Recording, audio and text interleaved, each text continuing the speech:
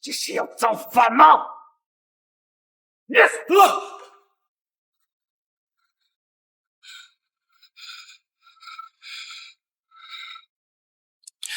怎么又做这个梦？钱哥，李总，你让我找的物件找到了，找到了。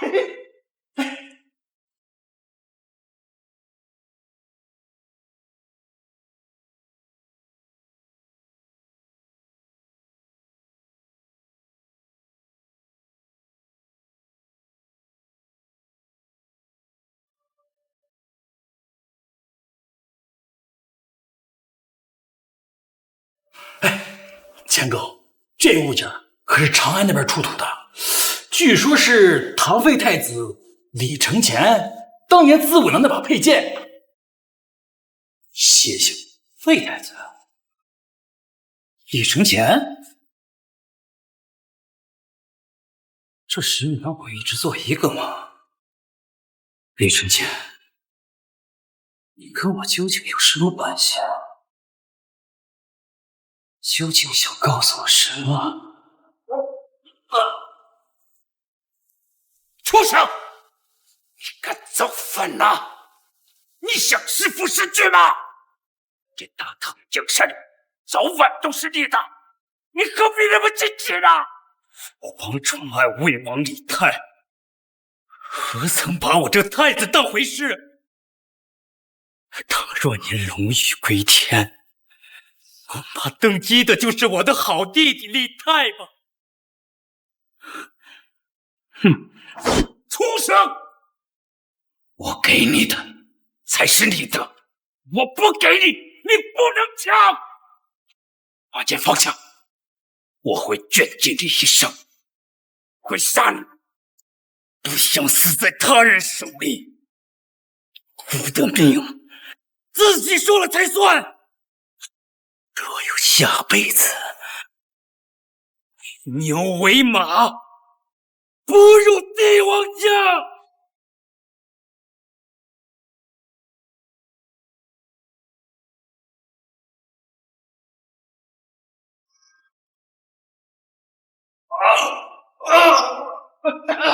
钱哥，钱哥！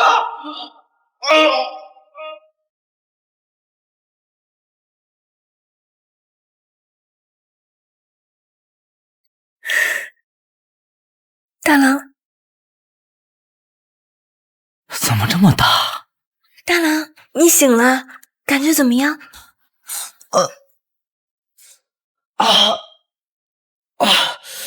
我头怎么这么疼？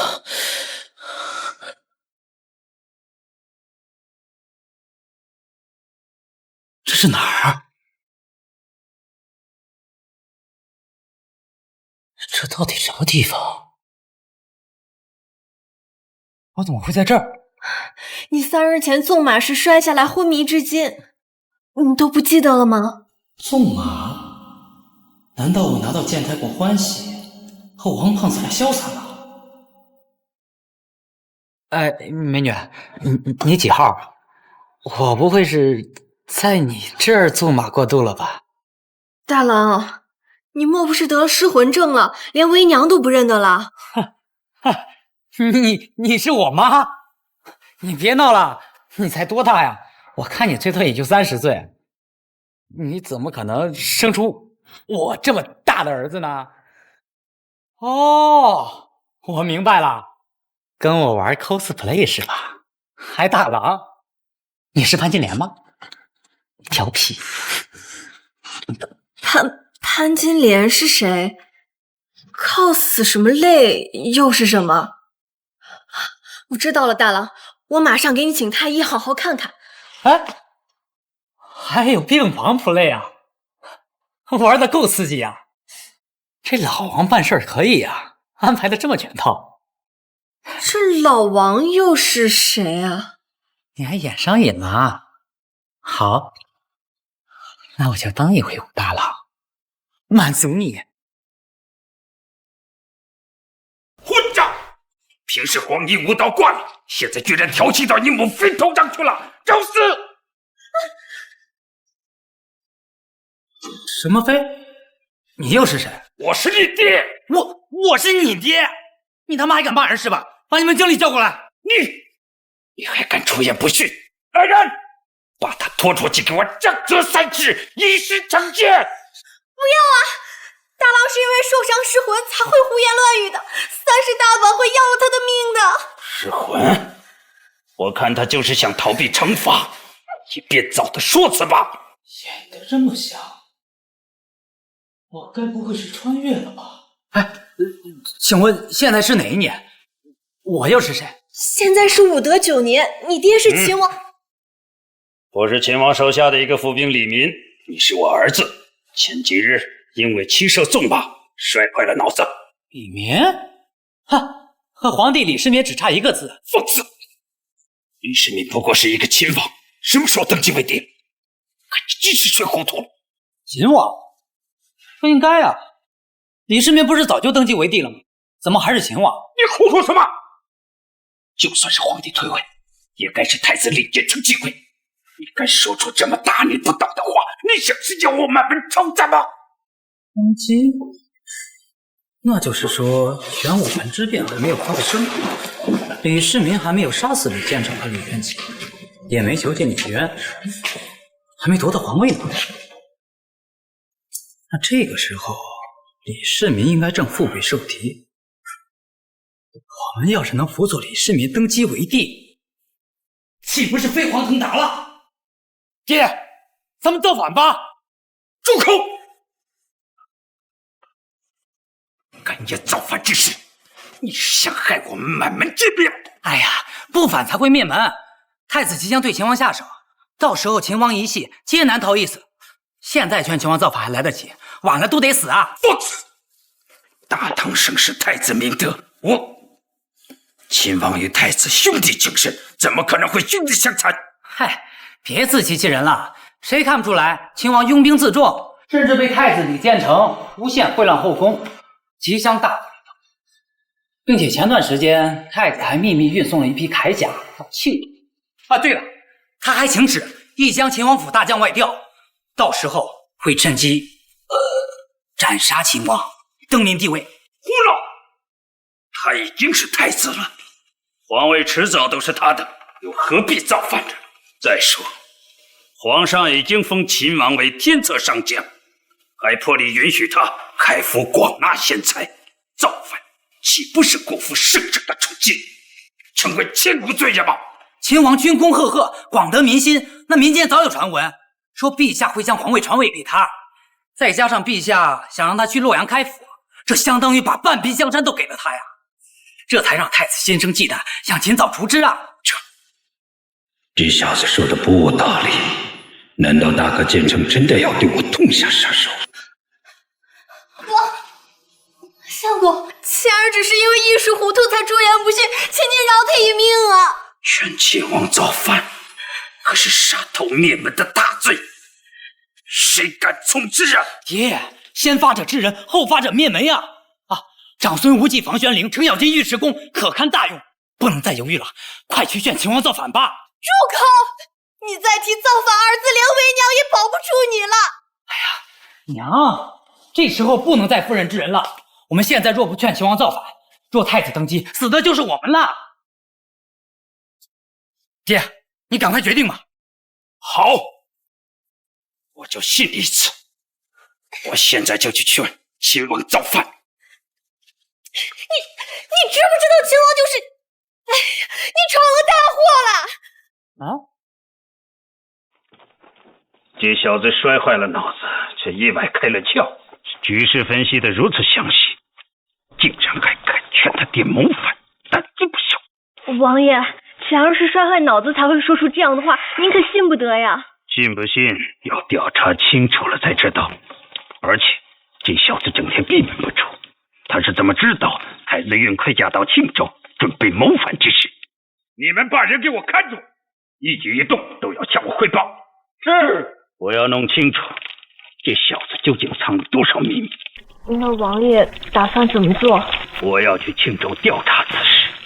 如果太子真的要谋反，我要抢先一步诛杀太子，这天下该是我李世民的了。哎，这下好了，只要我爹劝说造反成功，按照历史，李世民会在玄武门诛杀太子等人，登基为帝。到时候我家就是开国功臣。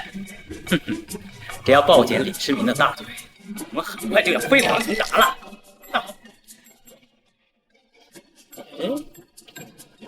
这样，这都3天了，怎么一点消息都没有啊？难道我爹劝说失败，被李世民斩了？啊，不，李世民早有反心，我爹提议应该会被采纳。难不成李世民造反失败？完了，这下彻底完了！我刚穿越过来1天符都没降呢，就要被满门抄斩了！李承乾，陛下召你进宫觐见。什么？进宫？难道造反失败，要王国为是罪啊？吾皇万岁万岁万岁！抬起头来，好好看看朕。小的不敢。你都敢教唆秦王造反，都不敢看一眼朕吗？完了，这既然说不算账。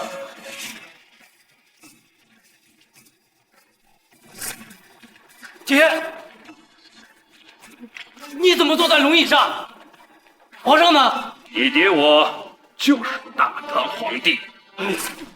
爹，我让你劝秦王殿下造反，没让你自己造反呀？你怎么？你先前预料的不错，李建成的确联合李元基，企图谋害秦王，带兵硬闯玄武门，大战3日，你及叛军已被我诛杀于玄武门内。如今先皇体弱，已经传位于我了。李世民、李建成他们3人你全杀了？这下完了，历史没有彻底改变，贞观之治都给我整没了呀！贞观之治。这几个字，朕倒从未听说过。不过这“贞观”俩字儿还不错，传令下去，立刻将年号改为贞观。改年号贞观，这不是跟历史重合了吗？难道你就是秦王李世民？你总算开窍了。没错，我就是秦王李世民，如今的大唐皇帝。我爹是李世民，那我不就是李承乾？我难道非常废太子李承乾？老子造反，儿子也造反，那个不就是我自己啊？不是被李世民一刀砍了，就是自刎。没错，你其实就是朕的嫡子李承乾，传旨世子承乾，日表英旗，天资翠美，当立太子，一顾国本。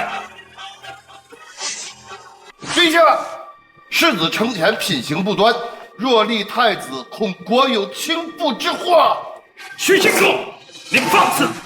敢妄言充军，太子之位，立嫡立长，当为承乾。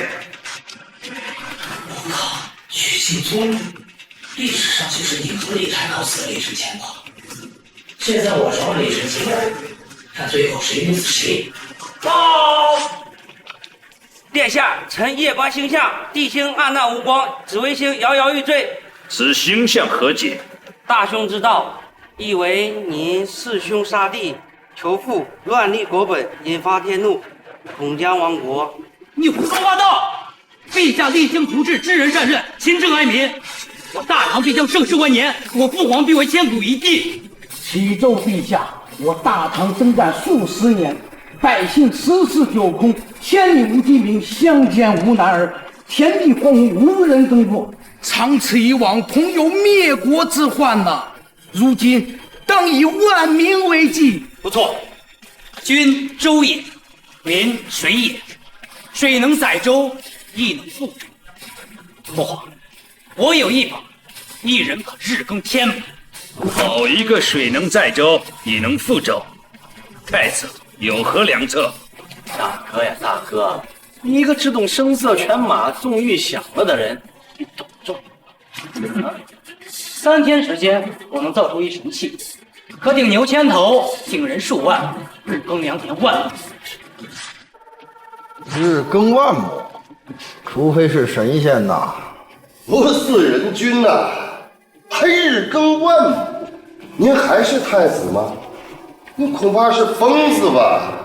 李承乾，你可是当朝太子啊，竟敢口出狂言！3天时间，你若造不出，你就自废太子之位，永求东宫。你敢不敢？有何不敢？3天之后，我若是没造出来，太子不当了。还真是摔坏了脑袋，竟敢夸下如此海口！看来这太子之位恐怕要换人了。哈哈哈哈哈！天助我也，天助我也啊！这太子之位啊，得来全不费功夫啊！下官提前恭祝太子殿下千岁千岁千岁！哎，现在说呀，还太早了。你呀，去找人密切监视他。本王倒要看看这3天时间，他能造出什么花来。陛下，3天时间已到，也未曾见太子造出什么耕作神器啊！今日太子早朝都没来，怕是知道自己无能，不敢来了吧？陛下，此事事关重大，太子撒下如此弥天大谎，该当治罪。陛下，兴许太子已经造好利器，还未见到太子就治罪，恐怕不妥吧？哦，魏大人是见到太子造出什么了吗？还是说，在场的哪位大人见到了？没有。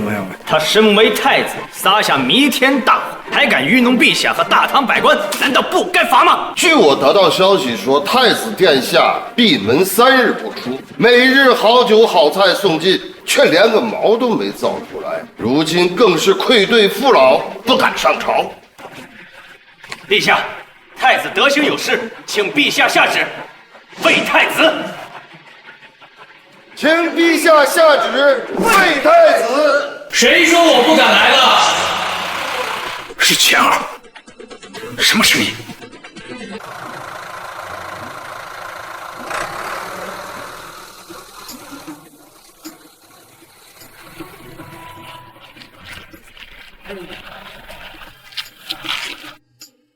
我非但赶来，还带来了耕地神器——拖拉机。刚才那雷声滚滚，竟是从此物体内发出。太子殿下竟在那巨兽腹中啊！那巨兽竟然吞了太子！快护驾！护驾！妖兽啊！太子殿下居然与妖兽为伍，大祸啊！什么妖兽？许大人，你睁大眼睛看清楚，这就是我为大唐打造的耕作神器。此物如此庞大，可谓浑然天成，巧夺天工。朕活了大半辈子都没有见过呀！哎呀，爪印如铁，形状奇特，这是什么东西啊？这，难道是神兽饕餮？饕餮是何物啊？《山海经》有云：饕餮巨大无比，声若洪雷，可吞噬万物啊！此物坚硬如铁，这不就是饕餮的壳所化吗？这真是上古神兽啊！是神兽又如何？只有4个不知道什么材料的葫芦，又不能耕地。此物看似神奇无比，但无手无脚，不能移动，怎么可能代替人耕种呢？无法移动？睁大你们的眼睛给我看清楚！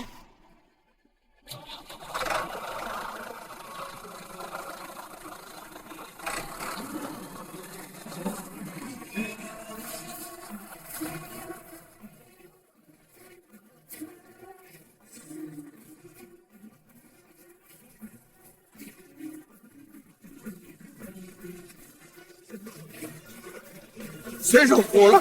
谁是火了？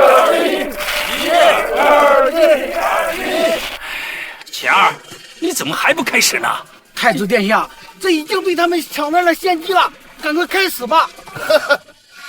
太子殿下这是明知比不过，干脆就放弃了吗？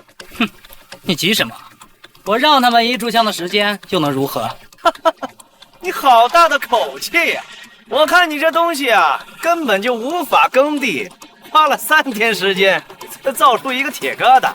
本王倒要看看你待会儿如何收场。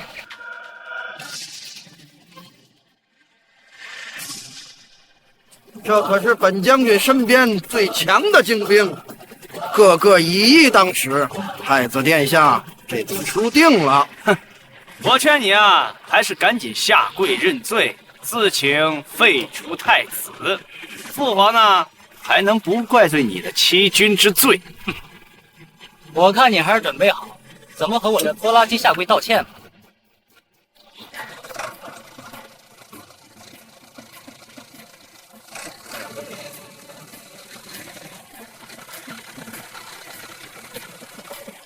哎，下去了，下去了！那铁疙瘩真的下去了，真的下去了！哎，这玩意儿真能离地啊！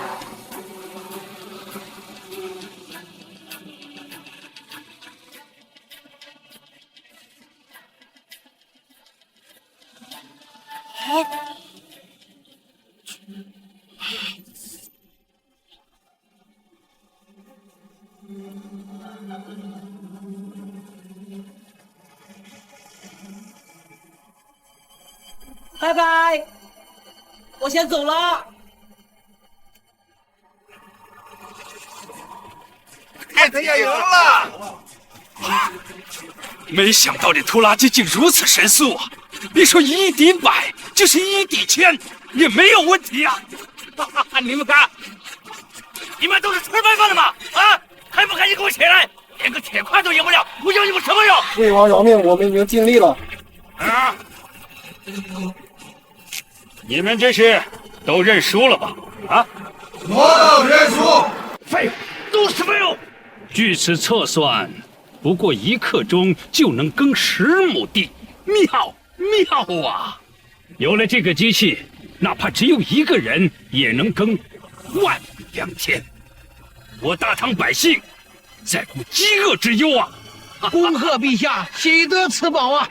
真正的宝贝是朕的太子，能创造出如此神物。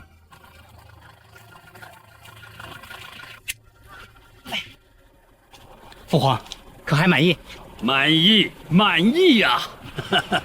可惜呀，只有一个。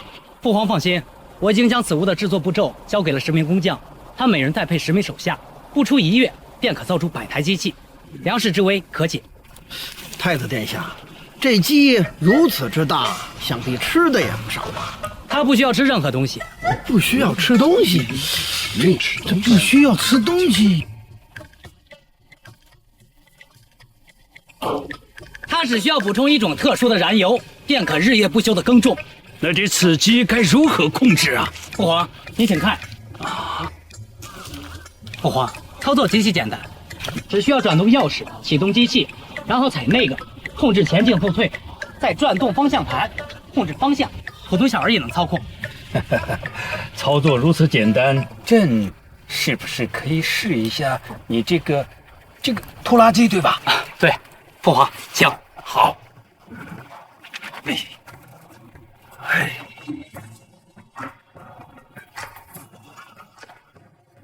转动这里。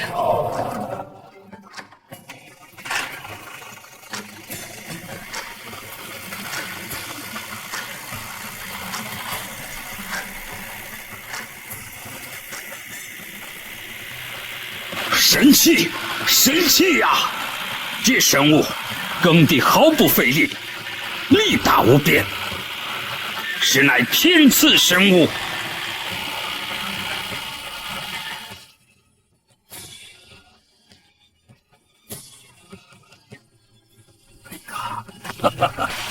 此机操作简单，人人可学。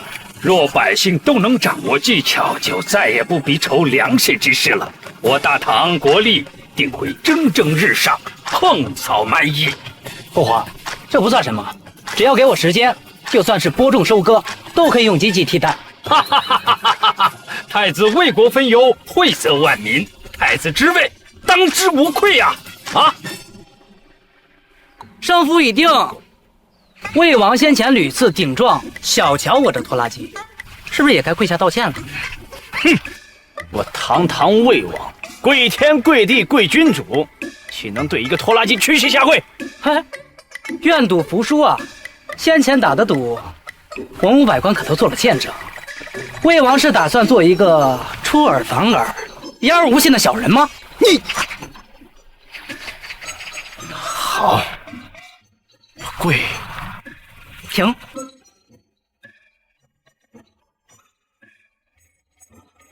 哎，不错啊！你说什么？是我有眼无珠，还屡次口出狂言，我错了。这还差不多。报！陛下，突厥40万大军压境，使者已经入京，要求陛下投降献贡。放肆！押突厥使者进殿，胆敢口出狂言，朕要砍了他们的脑袋！记起！传我突厥可汗圣谕，大唐即刻割成10座，每人100名，再奉黄金1000两。大唐陛下俯首称臣，年年纳贡。放肆！堂堂大唐皇帝对突厥屈膝称臣，做梦！哼！我突厥40万大军就在关外，大唐皇帝不起降，是想等着我突厥铁骑踏平京都吗？让尔等割地赔款，俯首称臣，已是我父皇给大唐的恩赐。大唐陛下，不要不识好歹。一寸山河一寸心，我大唐男儿纵使亡国灭种，誓不与贼人共逆。说得好！我大唐不和亲，不割地，不赔款。天子守国门，君王此社稷。突厥要战便战。陛下，突厥40万铁骑就在关外，若是发生战乱，必定民不聊生，生灵涂炭啊！我突厥兵强马壮，战士骁勇善战，也不愿激你大唐病夫。我这里呢有3题，若是你大唐有志者能够答出，我可让父王退兵；若是答不出，也要乖乖的割地赔款，如何？哼，我大唐智者众多，还怕你未开化的蛮族？区区3题不在话下，请吧。好，第1题。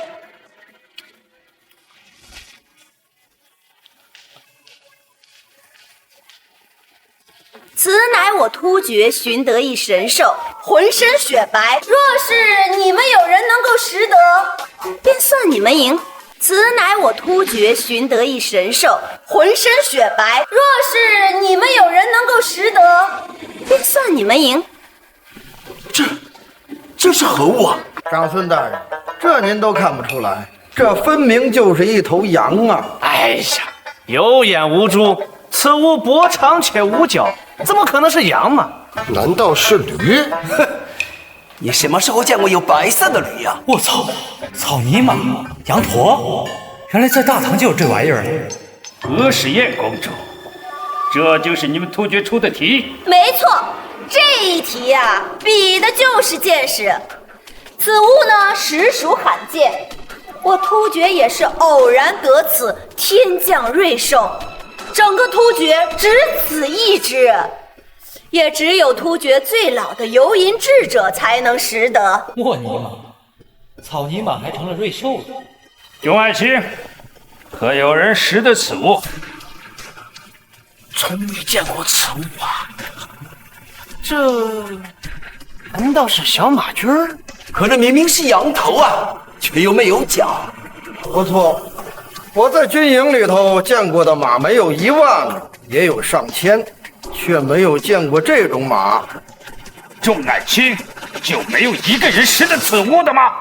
唯经一论。既然无人识得，那这一局你们就输了。等等，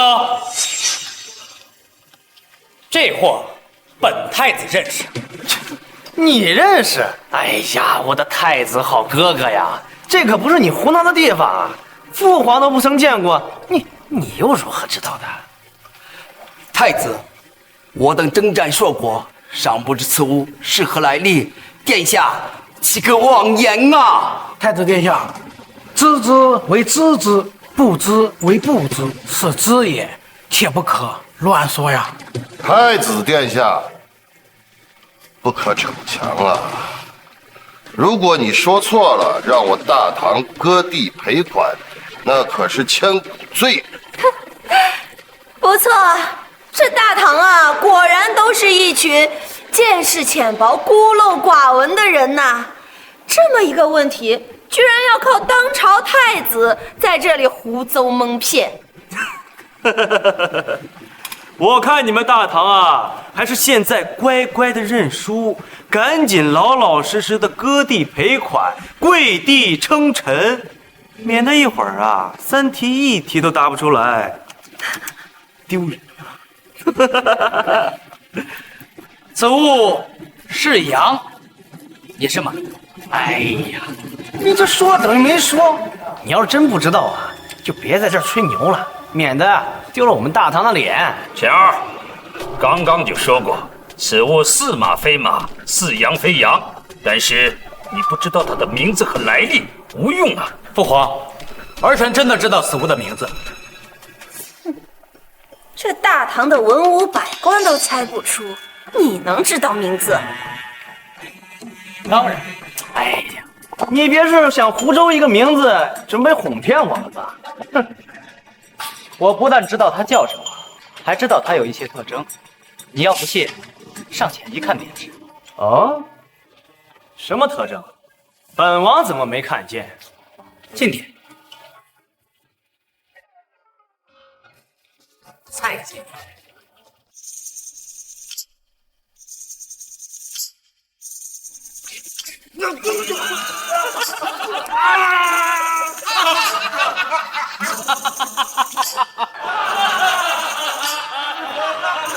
笑什么？笑什么啊！李承乾，你敢戏耍本王？我可没有戏弄你，那可是突厥圣母，喷的可是圣水呀，食之说不定可延年益寿呢。真的？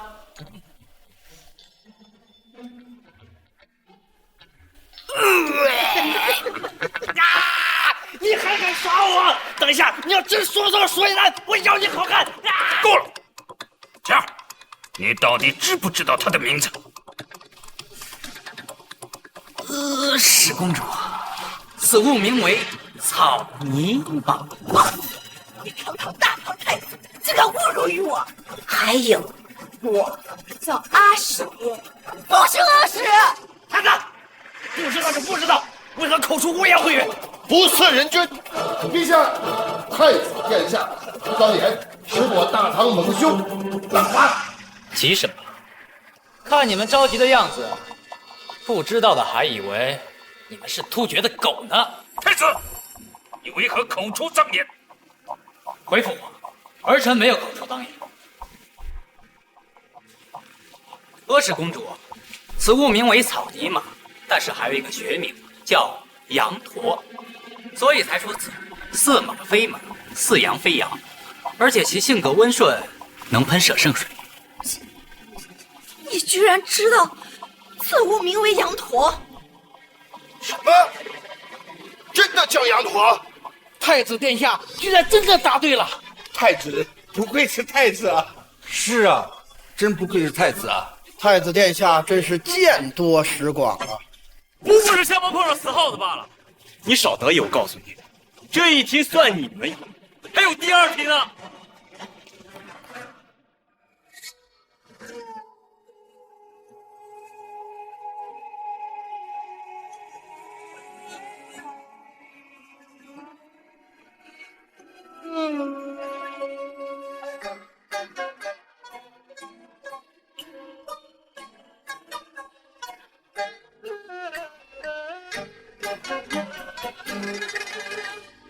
参见大唐陛下。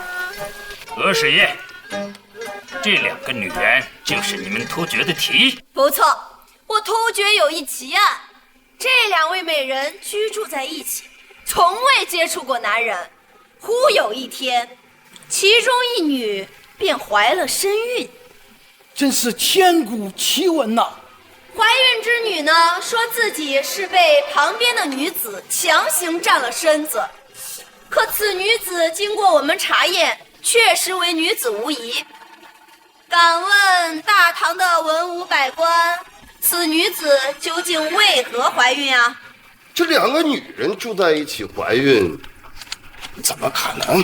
朕倒是听说过类似的事情，有母鸡生下来就从来没有和公鸡配过种，也能产蛋。这题的答案我知道，这个女人是鸡，她一定是鸡精所化。哼，什么鸡精？我还未救你。这二位都是人，并非妖精。这就是我的第二题，1刻钟之内，若是能够解开，就算我们输；若是不能，你大唐就等着割地赔款吧。这两个女人穿的有伤风化，不成体统，定是这怀孕之女不守妇道，偷偷勾引男人，行苟且之事才会怀孕。这1年来啊，他们两个每晚都同床而眠，并没有什么男人。乾坤交泰，阴阳交合，才能孕育子嗣。两个女人住在一起，怀孕有违阴阳之道，此孕妇定然是不守妇道。你突厥这是在诓骗我等！哼！我阿史耶长生天突厥可汗发誓，此二人的确是同床1年之后怀孕，若有半句虚假，让我天打五雷轰，不得好死！既然真的怀孕了，解不出题，还敢污蔑我们突厥？我看你们还是割地赔款，投降认输吧。两个女人住在一起，怎么可能怀孕？难道古代就已经开始产那种极品？诸位爱卿，你们有谁能解此题，朕必有重赏。还等无能。你你们大唐不是说能人辈出，智者无数吗？我看怎么都是一帮蠢货，连这种问题都答不出啊！此题有解。太子居然有解！太子，此女究竟为何怀孕？千万不要说什么天人感应、神灵降世。这位孕妇已经一口咬定是身旁的女子所为了。你们突厥绞尽脑汁，就只能想出这种弱智的理由。俗话说，一山不容二虎，除非一公一母。很明显，这位孕妇身旁的美女是个公的，是个男人。胡说八道！此女子我们已经脱光查验，的确为女子无异。你若是不能证明她是公的，我要你大唐再赠20城，黄金3万两，头断3万匹。李承前，你除一时口舌之外，又让大唐多点赔款了吗？你该当何罪啊？谁说我们要赔款？不就是要证明这位美女是个公的，是个男人的？我能证明。本公主亲自把她脱光了查验，此女的确为女子无异。我倒要看看你怎么把她变成男人。本公主亲自把她脱光了查验，此女的确为女子无异。我倒要看看你怎么把她变成男人。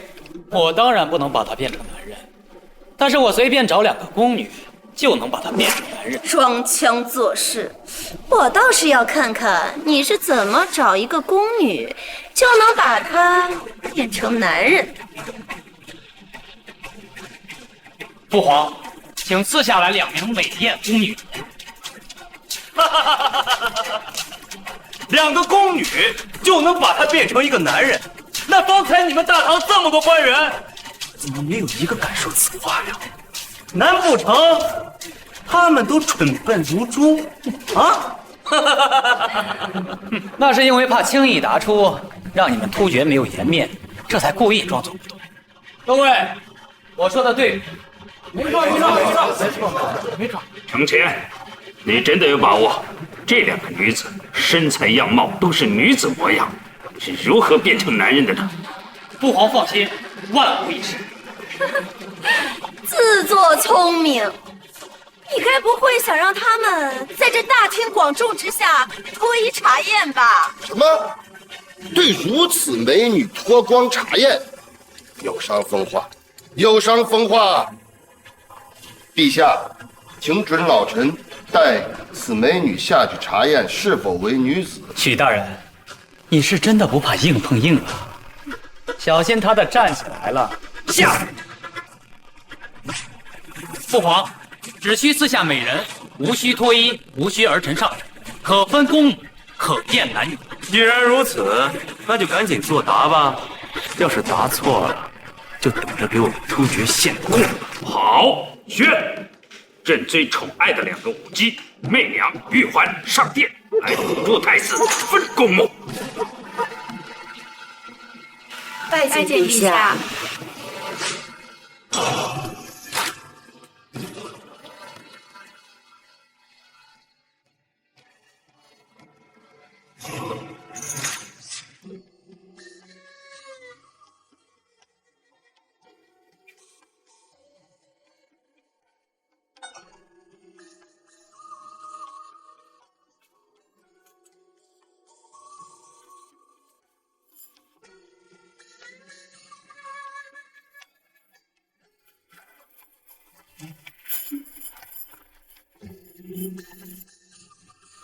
不知羞耻，不知羞耻啊！走，快走！不要！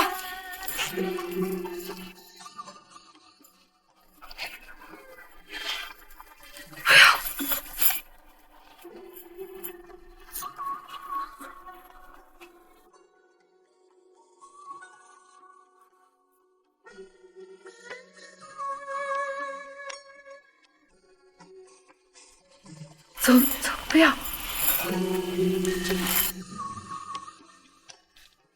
朝堂之上竟做出如此有伤风化的动作，君啊，控制不住了！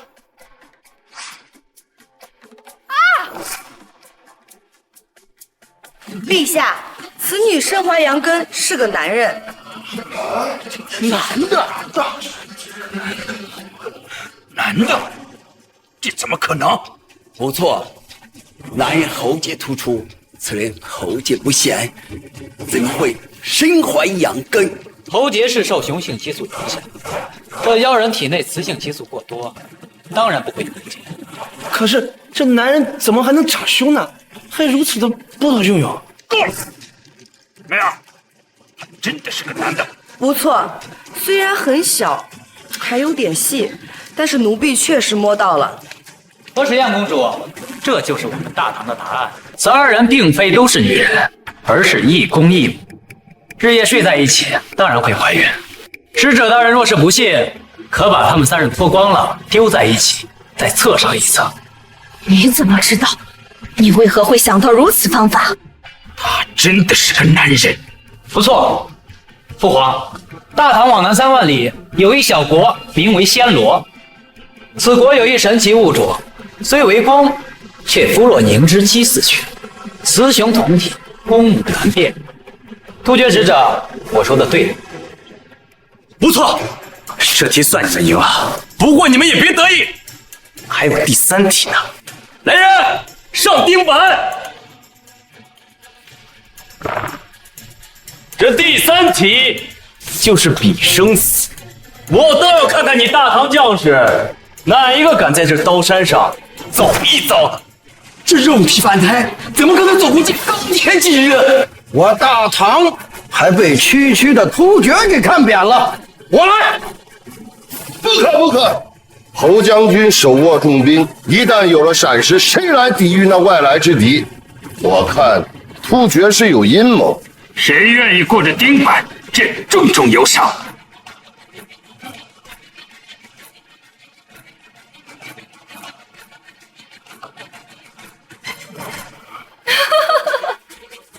我看你们大唐个个都是怂包病夫，连一个有勇之士都找不出来。哼，我大唐从不缺忠勇之士。宝兄，您身为太子，是否为忠臣们做个表率，替我们走上这一招？让我来？太子不愿现身，是想让我们大唐输了这题，割地赔款吗？你忠勇，你怎么不上？对，没错。太子殿下勇武非凡，这区区钉板，丝毫伤不了你。我看你们俩是想方设法的要弄死我。怎么，太子这是不敢吗？还是早就和突厥勾结好，故意输掉比赛，卖土求荣，当个儿皇帝？你太子，我敢，我当然敢。太子，请吧。贺如有金刚不坏之身，我可没有。这要是走过去，还不得炸成骰子？那个，既然要考验勇气，这区区钉板是不是太小瞧我们了？还是说你们突厥就会玩这种低级的把戏？你说这话是什么意思？要比，当然得比更刺激。咱们就比油锅洗脸，怎么样？是，太子殿下，不可受他们的激将法呀！这走钉板还有活路，这下油锅可是必死无疑呀！这大话刚放出去，这就反悔。你是想让突厥笑话我们大唐出尔反尔吗？谁说我反悔了？要比当然比最刺激的。来人，加油锅！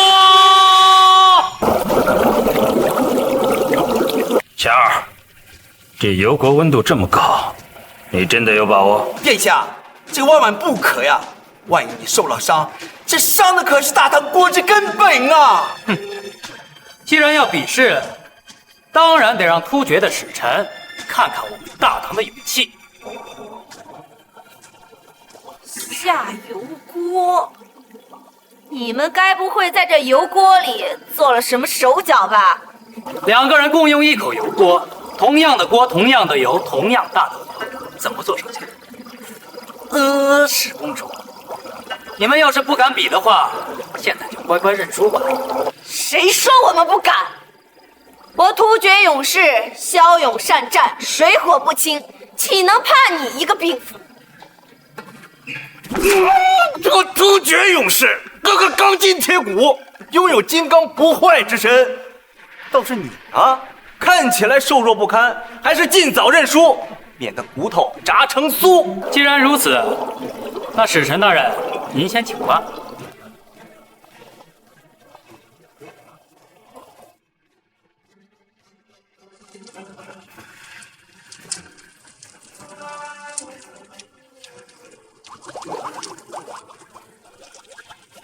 油锅已热，使臣大人要是不敢的话，现在认输还来得及。你们大唐自称是礼仪之邦，当然是你们先来。没错，没错。好，我来就我来。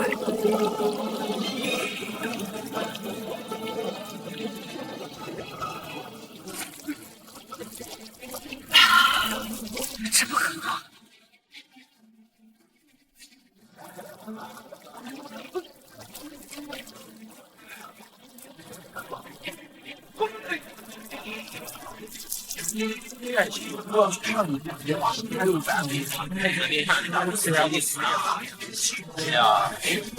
殿下，这区区激将法竟然赌上小命，这未免也太意气用事了。哇，在油锅里洗脸，居然毫发无伤，神了，神了呀！这面镜有光而面不改色，不愧是太子殿下。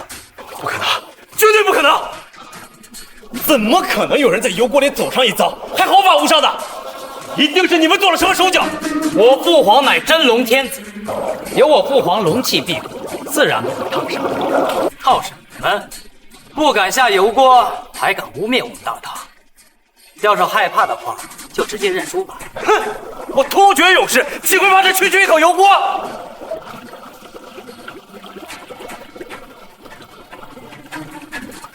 我来就我来！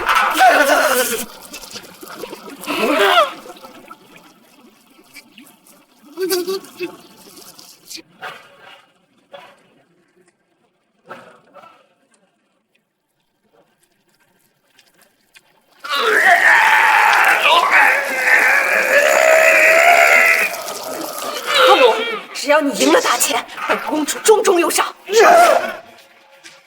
公主，我坚持不住了，绝不允许你输给一个大钱兵符！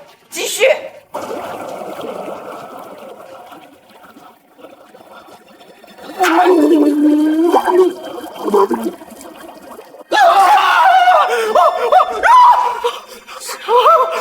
哎，赫鲁大人怎么出来了？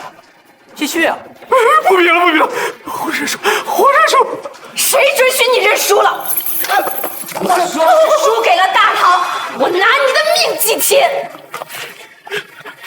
公主啊，不能再比了，再比我真的要死了！废话，让我突厥受辱，留你还有什么用？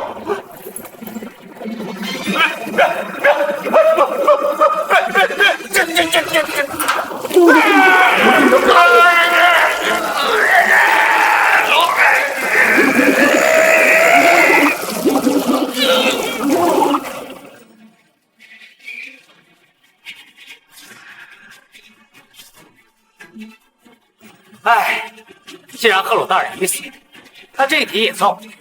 这不可能！同样的油锅，你怎么一点事都没有？大唐陛下乃真龙天子，太子有龙气庇护，刀枪不入，水火不侵。没错，3局我们全部胜出，突厥不认，这是输不起吗？这一题就算你们赢，我突厥还准备了最后一题。怎么还有附加题的？这怎么还有？还有，若是赢了，突厥100年内必不再犯。呈上圣物。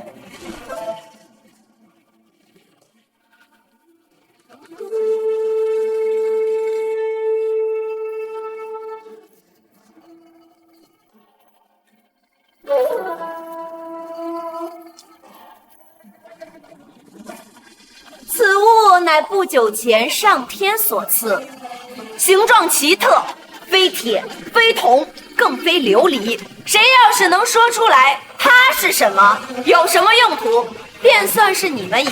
这不是我办公室里的放映机吗？怎么到这儿了？难道是跟着我一起穿越了？我看你们突厥是想输吧？方才那羊驼已经被我们破解了，还敢出同样的题？哼！羊驼的确是我失误了。羊驼虽然稀奇，但若是去过西域，的确有机会见到。但此物不同，此乃上天所赐。我突厥智谋之士无数，却无一人识得。你大唐可有人认得？这从未见过这种东西啊！我看啊，是你们随便打造了一个什么东西，就让我们猜吧。哼，蠢笨入数！你干什么，本王？此物材质特殊，这也没有见过。为何突厥能收集到如此多的特殊材料，还制造出如此巧夺天工的东西？若是有工匠能造出如此神奇的东西，实乃天人也。你们要是说不出名称和用途，干脆趁早认输，免得再遭羞辱。诸位爱卿，有谁识得此物？能助朕破了这第3题，朕不吝封赏。臣等无能。果然是一群废物！既然如此，那就签下启降书，永世称奴，为我突厥献礼纳贡。急什么？这东西我认识。这朝中百官都不认识，你要是胡言乱语猜错了，想让我们大唐颜面尽失，遭受百年嘲讽吗？没错，太子殿下，您若是不知道，还是赶紧认错吧。若是让大唐丢了人，你可是欠罪的人。你们签起降书不丢人，割地赔款不丢人，给别人当狗当奴隶也不丢人。我只是答一个题，造成了千古罪人。我这也是为了大唐的颜面着想。要是让外人知道我大唐太子是一个不学无术之人，既不丢人。你放心吧，我不但知道这东西怎么用叫什么，我还知道这东西是从何而来。你敢用那脏手碰我突厥圣物，找死！我不碰它，怎么给你们演示这东西怎么用呢？好，今天你要说不出来一个所以然，我就砍了你的爪子。与此物一同降落至突厥的，应该还有一样东西。这2个东西是要一起使用的。你怎么知道？还有一块白色的长布，材质更是奇特，遇水不湿，还无针脚。因为这2个东西都是我的。你的？笑话，人家突厥的圣物怎么又是你的呢？哼！简直是胡说八道！此物乃上天赐予我突厥的神物，跟你又有什么关系？太子殿下，您该不会觉得这东西是个宝贝，想占为己有吧？岂有此理！太子，你身为一国储君，怎么能干出这种丢人现眼的事呢？雪儿，不得胡闹！回父皇，儿臣没有胡闹，这东西还真就是我的。你说你的就是你的啊？本王与你兄弟这么多年，你什么货色，本王能不知道吗？啊？我怎么就不知道你能造出这个巧夺天工的物件？既然你说是你的，那你就该知道怎么用。今天你要是说不出来，敢亵渎我突厥圣物，我要你的命！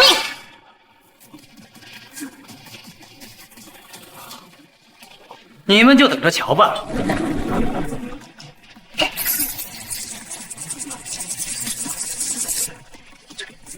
这怎么还动起来了？这什么东西啊？哇，此物又如此神奇啊！这是什么东西？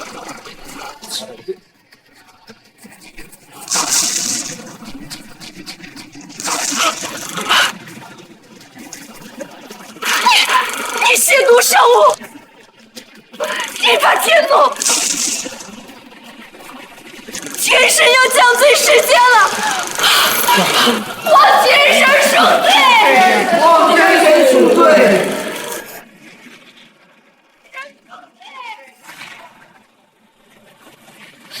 陛下，快看，神迹出现了！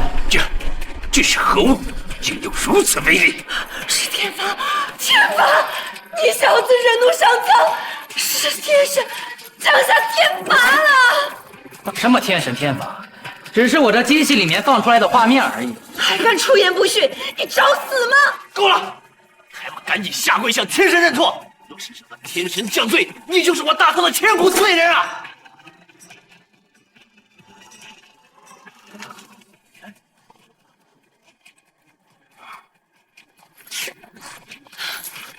哎，天神呢？这怎么什么都没有啊？难道天神在此物之中？天神之怒就是从此物里面传出来的。此物是太子殿下的，难道太子殿下是天神选中的传道人不成？怎么可能？你们大唐的太子竟和天神有关？这可是个好机会，我干脆吓一吓这突厥，让他们再也不敢侵犯大唐。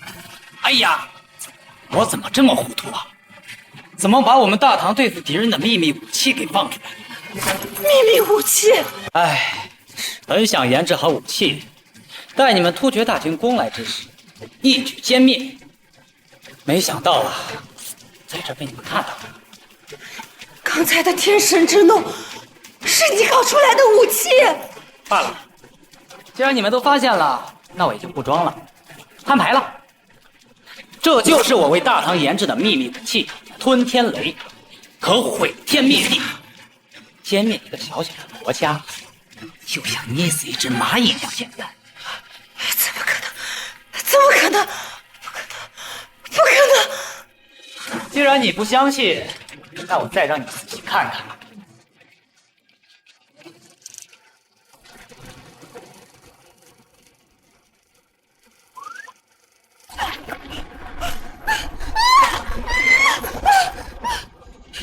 你大唐就有如此神奇的武器，我却一点风声都没有听到。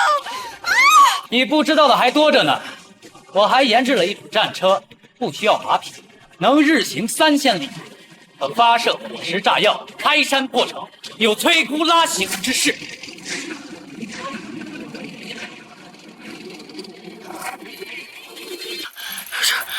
若是我没有来大唐军饷，看到这一幕，等待我突厥的将是亡国。不错，一旦使用，别说突厥区40万大军，就算是整个匈奴也无法抵挡。在我大唐的铁骑下，都将瞬间灰飞烟灭。突厥若是不服，只管前来一试。我们服了，我们服了。那尔等可敢再次来犯？不敢了，不敢了！我这就回去，若是禀报可汗，来年不，有生有世必不来犯。哎，我记得突厥之前还说过，要我们大唐俯首称臣，割地赔款。是我的目光短浅，有眼无珠。我突厥愿永世称臣，让可汗亲自来朝，认大唐陛下为父。你们想认爹，我们还不想认这么个便宜儿子呢。大唐有如此神兵利器，当为世界之主，只要大唐陛下愿意庇佑，突厥可年年献功，岁岁来朝。突厥的金银、宝马还有美人，都归大唐。记住今日所说的，若还有党再犯我大唐国土，虽远必诛，还不快滚！滚！奴臣就滚！恭喜殿下勇退突厥。太子留下，你们都退下吧。臣等告退。太子退敌有功，当赏。这些都是儿臣应该做的，不敢去管。是吗？那朕怎么不知道朕的太子居然和天神有关？回父皇，根本就没有什么天神，不过是一些障眼法罢了。是吗？没有天神？那武器是怎么研究出来的呢？炸药只能开山裂石，而这个武器却有毁天灭地的能力，这可不是普通人能做出来的。晴儿，你莫不是还要瞒着朕吗？儿臣不敢，只是还没有找到机会跟父皇解释。此物只需要在这里画出画面，然后再播放出来即可。你自醒来之后屡立奇功，造出了拖拉机，还手握如此恐怖的武器。我大唐能工巧匠这么多，怕都不及你分毫啊！父皇谬赞了，那武器不过是一些障眼法，吓一吓藩邦使臣罢了。儿臣若真的有毁天灭地之武器，早就助您一统天下了。朕可没有夸大，你此次智退蛮族，已经证明你有天神之能。晴儿，你要不要施展你的能力，看看朕是不是大限将至，天神派你来，取而代之？父皇乃真龙天子，儿臣不过是偷摸做了个机器，耍了点小聪明，骗一骗蛮夷罢了。那油锅洗脸，毫发无损，真的是有龙气庇护，水火不侵吗？父皇，那油锅里面下面一层是白醋，上面一层才是油，醋咸沸腾，温而不热。轮到突厥时，尤以沸酒，自然是滚烫的。儿臣早就预料他们提防有诈，不肯第一个出场，才故意这么设计。朕的太子还真是诡异奇行，精彩绝伦呢。这小子有这种本事还瞒着我，怕是早就开始忌惮朕了吧？掌握经世之才还隐忍不发，到底是福是祸呀？都是父皇教导有方。混账！我给你的才是你的，我不给你，你不能抢！李世民手段毒辣，要是觉得我有威胁，恐怕连亲儿子都能下手吧。你解决了大唐难题，朕赏你还来不及呢。跪着干什么？快起来！是。都说伴君如伴虎，古人这么欺我。朕听说你的府中尚无妻妾，这样吧，侯将军家有一女，名叫海棠，长得是国色天香，倾国倾城，与你年龄相仿。如果你能娶她为正妃，倒是能成就一桩好姻缘呢。多谢父皇。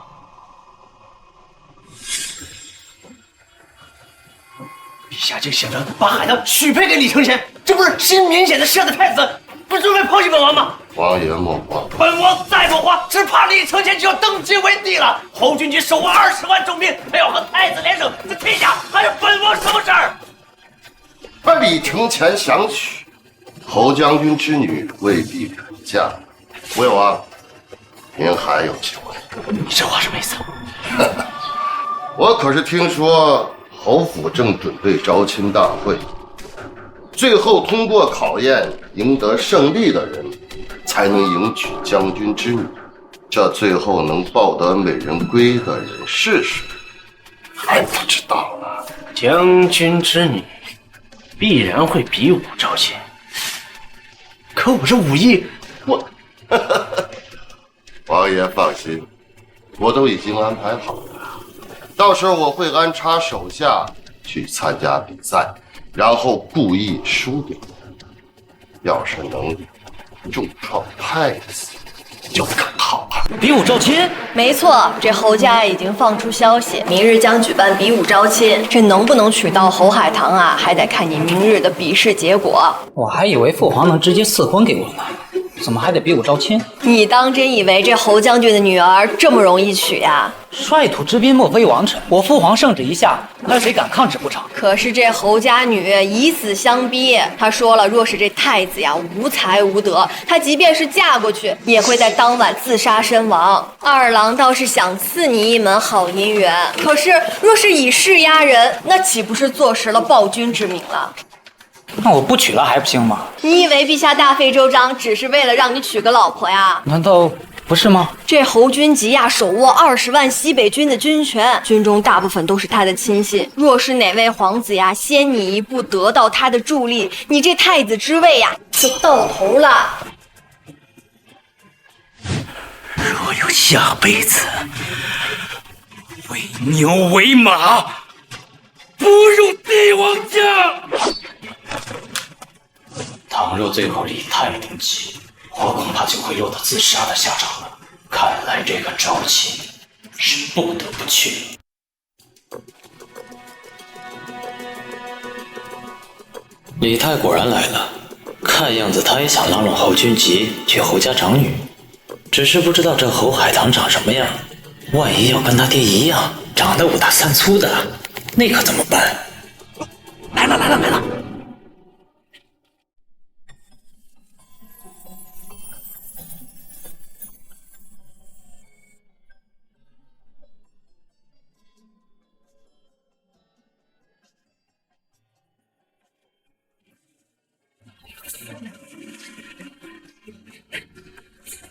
哎，怎么是你？太子殿下，认识我吗？这不是那个当红歌手海棠吗？他怎么也穿越过来了？轻浮，这难道是没认出我吗？我们公司还请他做过代言呢。不行，我得找个机会让他知道我的真实身份。我侯海棠要嫁人，当然要嫁这世间最好的男儿。达不到我的要求，不管你们身份如何尊贵，我也不嫁。不知道侯小姐有什么要求？我所嫁之人，应当文能提笔安天下，武能上马定乾坤。我有2题，胜出者才有资格做我的夫婿。这第1题比的是射箭，3局2胜，请吧。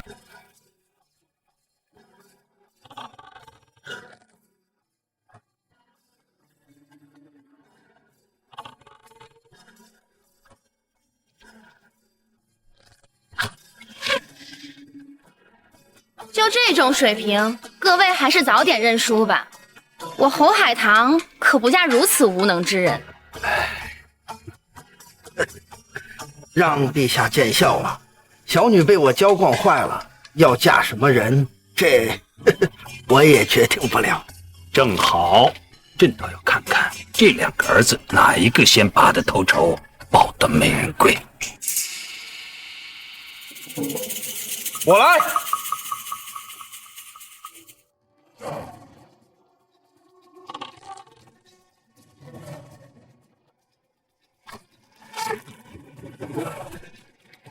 谁不知道我杜楚客是神射手，向来百射百中。看来这局的赢家是我。太子殿下，还是自动退出吧，免得一会儿输了丢人呐。你怎么知道我一定会输？整个大唐谁不知道你之前骑射摔了脑袋，现在连弓都拿不动，现在认输啊，还能保留颜面，别等到待会儿脱了把被人当众嘲讽，那才是可笑。弓都玩不动，太子殿下，你怕是与侯小姐有缘无分了吧？能不能拉弓不重要，重要的是我有能力百步穿杨，令不虚发，1000米之内与你首级就够了。拿个铁疙瘩就敢吹牛，我看你还是先射中靶子再说吧。射中？哼！整个大唐谁不知道，太子伤到脑袋之前就不精通骑射，难道摔了脑袋之后就变成射箭高手了啊？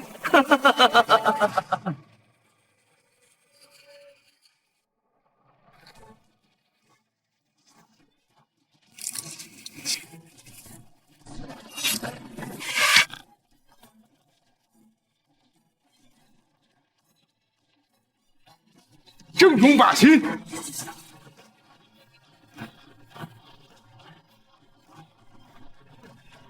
这怎么可能？他刚才使用的什么暗器？朕居然没有看出，他怎么射出去？这臣也从未见过，太子殿下竟然是个暗器高手啊！你看，他手里的东西小巧精致，毫不费力的能发射暗器。厉害如此之大，看来这是太子给我准备的一个惊喜。不过是瞎猫碰上死耗子罢了啊！太子殿下，你还是赶紧认输吧，免得待会儿再射一箭露了馅儿。只不过是巧合罢了，我就不信你每一次都能正中。再比一次。这么比有什么意思？要比就比点更刺激的。霍小姐，能否借你手帕一用？手帕，你要拿来做什么？待会儿就知道了。多谢。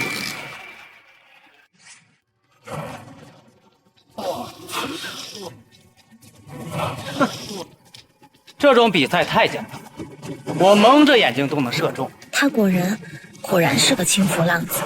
你想要干什么？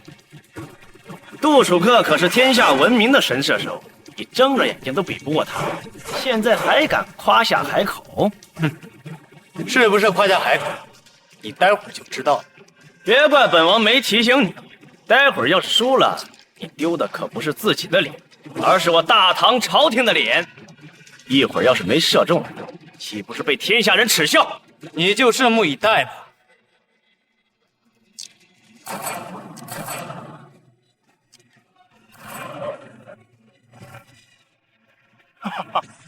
太子殿下，早就让你认输，却还要吹牛，说什么蒙着眼睛也能射中。哼，身为太子，不谨言慎行，为了一丝颜面，竟敢胡诌乱滂。若是传出去，有损我大唐国仪，还不下跪谢罪？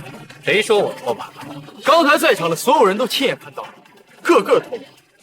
你不过是瞎窝碰上死耗子，踩狗屎运才射的。我看眼瞎的是你们。抬上来。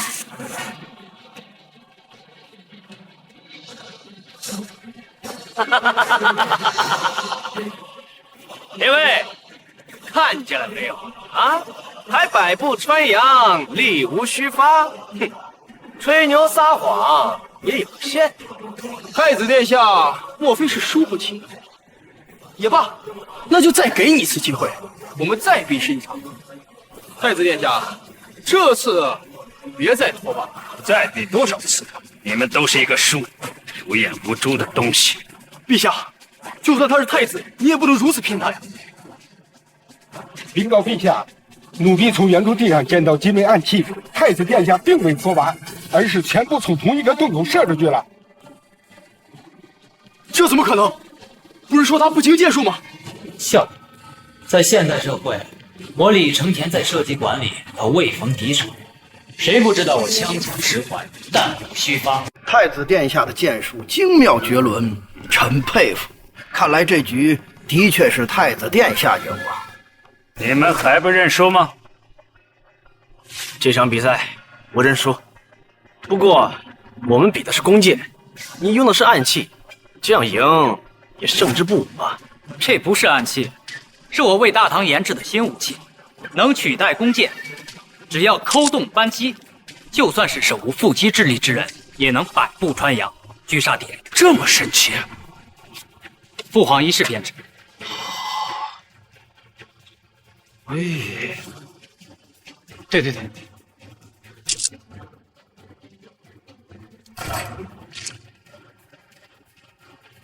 厉害，好！若是我大唐将士每人都使用这样的武器，就不再惧怕蛮族军队，必然早日一统天下。闺女，太子殿下仪表堂堂，聪慧绝伦，的确是你的良婿呀。爹，你胡说什么呢？想当我的夫婿，光有勇还不够，还得有谋。想娶我，还得赢得这第二次。不错。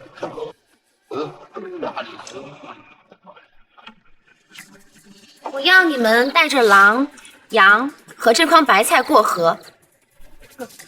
这还不简单？但是有个条件，每次只能带一样东西过河。多了，桥就会塌。但是没有人看着，羊就会吃菜，狼就会吃羊。怎么让他们三个平安无事的过河？在现在这个题，我做了没有800也有1000了。海棠难道是认定我是谁了？想故意放水吗？这题那不是简单的很吗？哼，这题还不简单，这次我赢定了。谁若是第一个成功，谁就是我侯海棠的夫婿。哎，我先来。看太子胸有成竹，要不你先试试？果然是认出我了，这是想让我获胜啊！我要是先解题，恐怕就没有他们什么事了。这题这么简单，侯小姐让太子殿下先答，分明是偏向他。没错，这有违公正。那你们觉得怎么才算公平？我倒是有一计能做到公平公正。举到桌子来。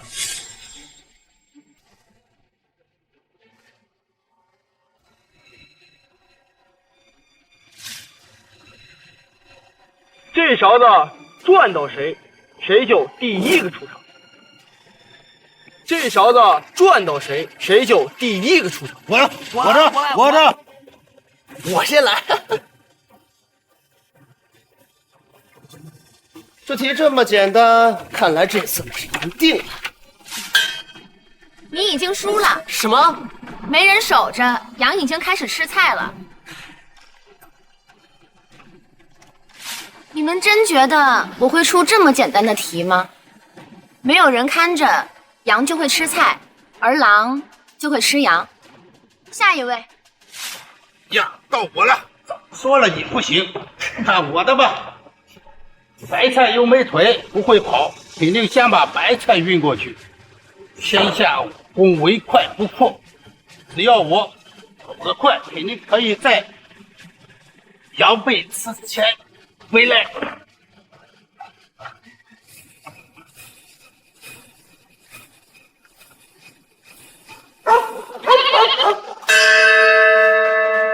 又输了，不会没有一个人能答对我的题吧？侯小姐，别拿这种废物跟本王比。这题的答案，本王知道。魏王请。这点智商啊，就别来参加比试了。狼不吃白菜，当然先送羊过桥了。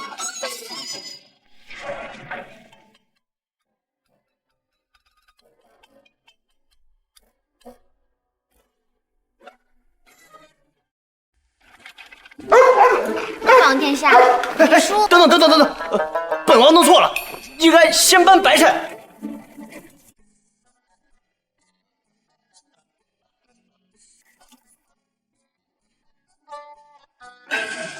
魏王殿下，你输了。还有谁想要尝试？根本就没有破解的办法，分明就是不想嫁，才故意设了一个死局。这题还真有方法能够将狼羊菜平安无事的送到桥对岸。你答不出，只能证明你蠢罢了。下一位是谁？哈哈哈，接下来轮到我了。太子殿下，你还真是倒霉啊，恐怕是没有出场机会了。是我倒霉，还是你们耍心眼？你什么意思？这转勺子决定出场次序，公平公正。这就是你们的公平公正。这块磁石放在我的面前，与铁互相排斥，只需要调整位置，那铁勺再转100遍，也不会停在我的面前吧？敢用这种不入流的方式参加招亲，戏弄我侯家！来人，把他给我乱棍打死！不，侯小姐，不是我，是魏王指使我这么做的。哥，你自己作弊，还敢胡乱喷咬！仪太，你真是翻脸不认人！明明是你让我设计太子输了比赛，好让我再输给你，让你顺利娶到侯小姐。大胆！还敢直呼本王名号，还在这里胡说八道！我与太子殿下兄弟情深，怎么可能作弊设计太子？自己作弊不说，还敢挑拨我们兄弟俩的关系！来人，给我将这小人抓下去，凌迟处死，暴尸荒野！饶命！饶命！我不想死！饶命啊！好一个兄弟情深啊！不过也用不着这种小手段，就你们这种智商，就算让你们10轮也赢不了。我知道这题的破局之法了，我来解题。侯小姐，你就等着嫁给我吧。你有把握？当然，谁说了一次只能带一样东西过桥？我身材瘦弱，脚上功夫顶尖，说不定啊，一次可以带2个。莽夫！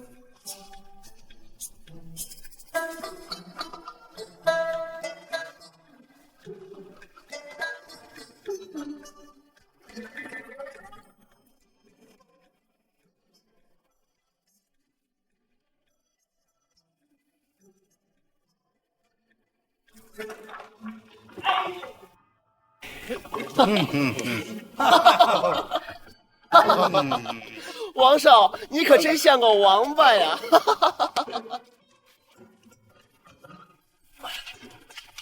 我看这题根本就无解。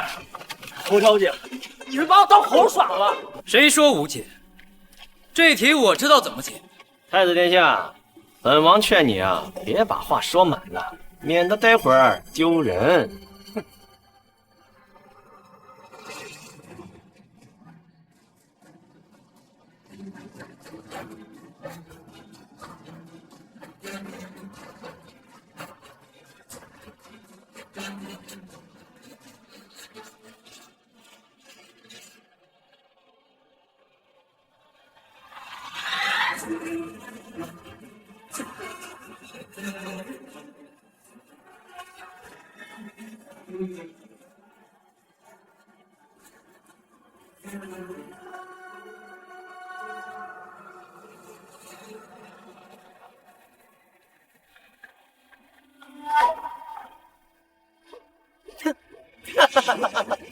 这不是完全学本王的套路吗？啊，还想赢？做梦吧！太子殿下，刚刚是走神了吧？不管是先把狼带过去啊，还是先带白菜，都是死路一条。此题的确难，大唐谋士千万，能解开此题者2、3。太子殿下若是解不开此题，直说便是，不丢人。哼，谁说我解不开？这题最关键的就在这儿。哼，怎么还把羊给带回来了啊？哼，想必是答不出，准备认输了吧？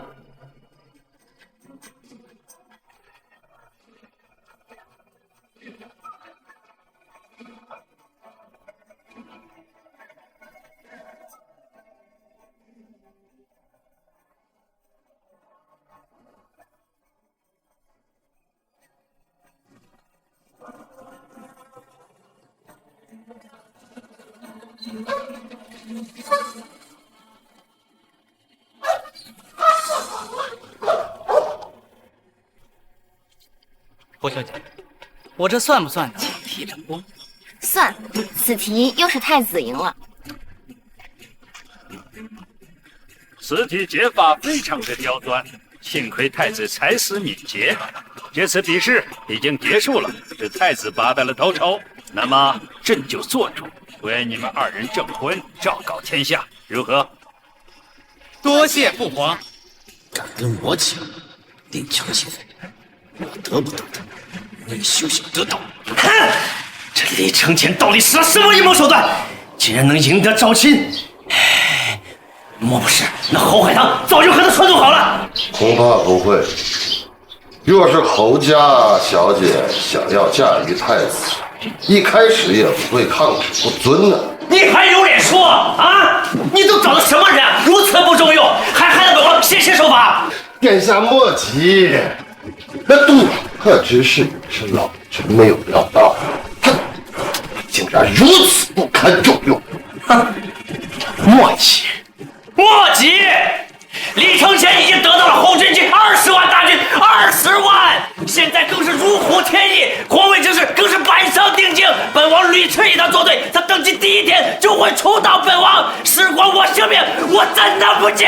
魏王殿下，此事也不是没有解决办法。你什么意思？你难道还能逆风翻盘不成？老臣有上下2策，可保殿下无恙。说来听听。这上策嘛，就是殿下您现在便离开京都，去往边疆封地，做一个逍遥王爷，对太子也不会有什么威胁。或许太子不会对你下手，你难道让本王放弃皇权之争，把大唐江山拱手让给李承乾吗？殿下若是不愿意，老臣还有一策。快说。殿下，您觉得陛下最近为什么会重用太子殿下？是因为这小子自从在马背上摔了一跤之后，开了窍一样，献上什么农耕神器不说，还用了一堆莫须有的武器吓走了突厥，这才得以重用。没错，问题就出在了这里。太子只是制退了突厥，可并没有研究出什么武器。你这是何意啊？能退突厥已经是大功一件了，又没有武器，有什么关系啊？殿下还是太年轻，看事情不够长远啊。你就别卖关子了，赶紧说。突厥公主回国以后，便将武器的事传了出去。这周遭列国都知道大唐拥有了如此强大的武器，能轻易毁灭一支军队，对我们更是忌惮，对吧？没错。对啊。殿下，突厥如果知道这武器是假的，他们会觉得怎么样啊？必然会恼羞成怒，重新集结大军，卷土重来。说不定啊，还会和周围列国联起手来颠覆大唐。错！陛下若是知道是李承乾才让大唐遭此一难，必定会失望至极。废了太子，也说不一定呢。妙啊！他一个小儿解决了几桩难题，又算得了什么？闯下灭国大祸，神仙也保不了他。可是，就算太子被废，那还有突厥铁骑呢。要是真的周遭8国联合攻击，那他必定敌不过。我们该如何善后啊？可以死战，最终落两败俱伤的下场。哎，不行！这就算我以后真当了皇帝，这大唐已经没有什么留给我了。要么殿下可以认突厥为父，年年纳贡称臣，双方结下父子同盟，可保我大唐百年安康。好，你这就派人去通知突厥，告诉他们这些武器全是假的，糊弄人的啊，让他们派兵围攻。本王啊，已经做好认突厥为父的准备了，安安稳稳的当一个儿皇帝。相公，来，我有好多话想对你说。相公，怎么这么着急？海棠，你就别装了，是我李承乾。说吧，你是什么时候穿越过来的？穿什么？太子殿下，我真的听不懂你在说什么。装，还装，跟我玩失忆是吧？调皮。太子殿下，我真的不懂你是什么意思。哎，怎么回事？难不成海棠穿越后成失忆了？不行，我得刺激刺激他。我在遥望太阳之上，娘子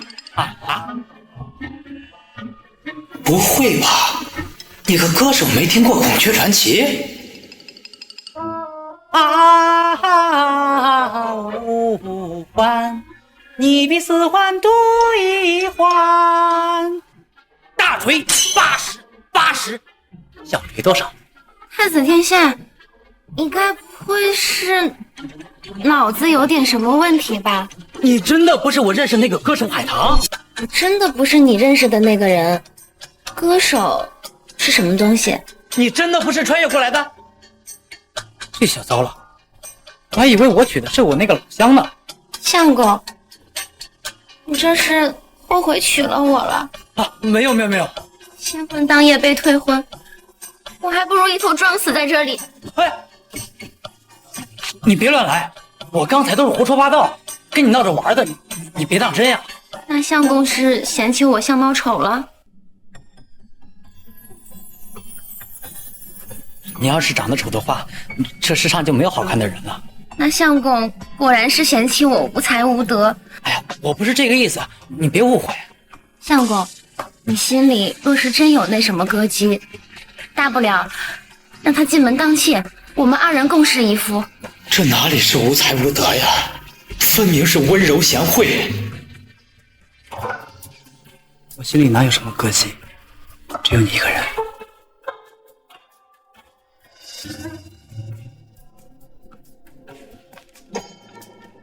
太子殿下，不好了，出大事了！太上皇病重，怕是不行了。什么？贞观9年，李渊才因病驾崩，怎么会这么快就病重了？究竟怎么回事？3日前，太上皇意外受伤，之后便断断续续发起了高热，太医都轮换巨轮了，仍旧高热不退。现在什么样？你倒是快说呀！现在仍然昏迷不醒，命悬一线。太医说，若高热不退，怕是回天乏力了。下去吧。相公，这可怎么办啊？后世有专家结合野史，说李渊是死于败血症，现在病症前期，如果能够及时消炎退烧，说不定还有救。我得赶紧进门看一看。那我跟你一起去。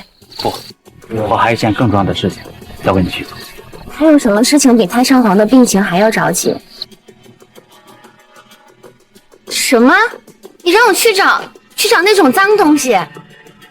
那可不是脏东西，那是我的制胜法宝。只要你找到了，我不仅能够救太上皇，还能白某些人一道。这是什么意思啊？魏王先前在你招亲宴上耍赖作弊，定是受了许兴宗那个老狐狸的挑唆。难道你不想报复他？你可真是个小狐狸！你放心，我这就去，保证把东西给你拿回来。治不好太上皇的病，我要你们太医院全部赔葬！微臣无能，废物，全都是废物！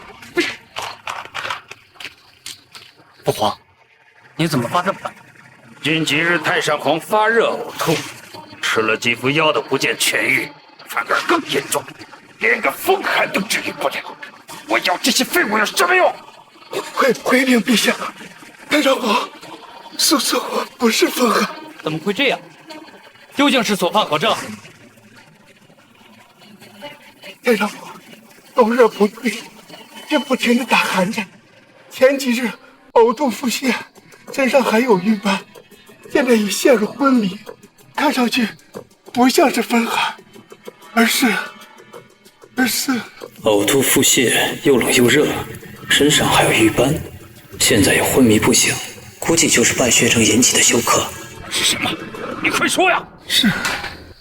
像是失忆之症。瘟疫？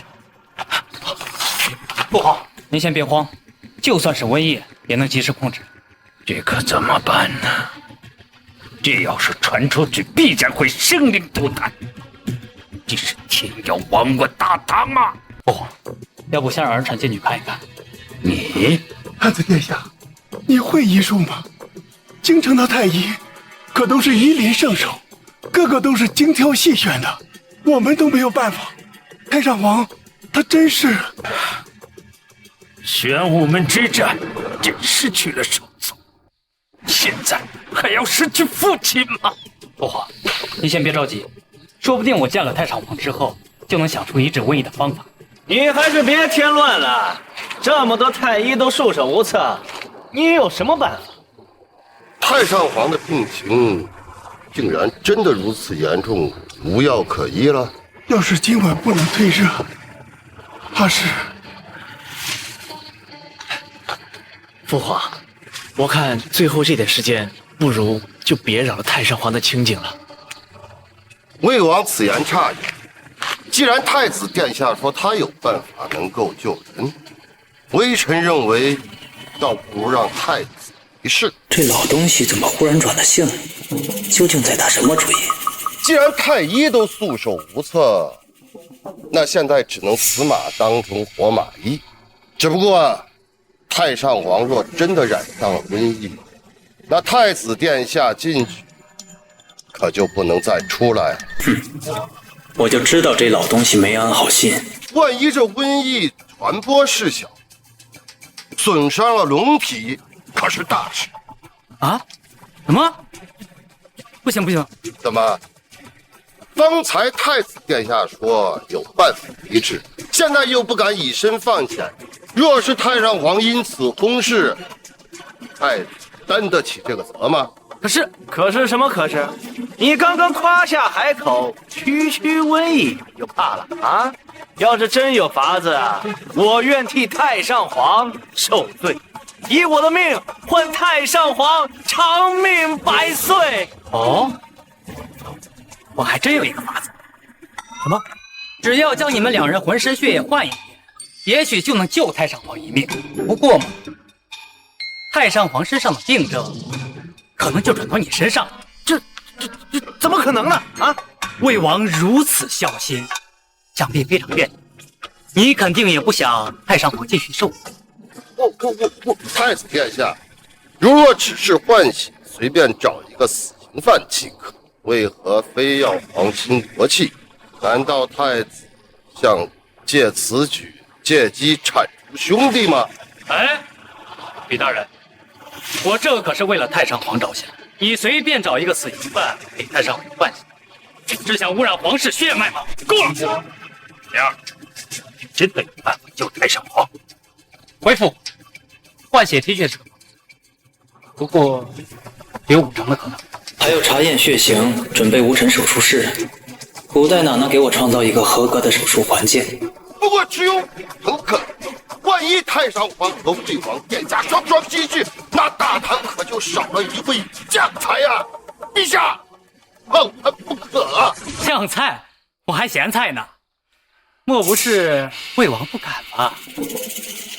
谁说我不敢了？我只是担心我死了，谁来替爹爹分忧啊？父皇，换血之法的确有很大的风险，我看还是算了吧。难道真的无能为力了吗？不过，魏王一片孝心，我也不忍心拒绝。不如你跟我一块进去，看看太上皇病状如何，我在里面伺候着呀。啊？你让我跟你一起进去啊？怎么？你是不敢吗？刚刚你还夸下海口，区瘟疫你就怕？不可！若真是瘟疫，你们2个进去了，万一感染了怎么办？我看还是让太医去吧。哎，没错，父皇您说的没错。父皇，为了太上皇安危，我愿意前往一试。畏寒发热，叫呕吐腹泻，身上还有瘀点。啊，和野史上写的一样，的确得了败血症。只要海棠拿了东西过来，至于他不成问题。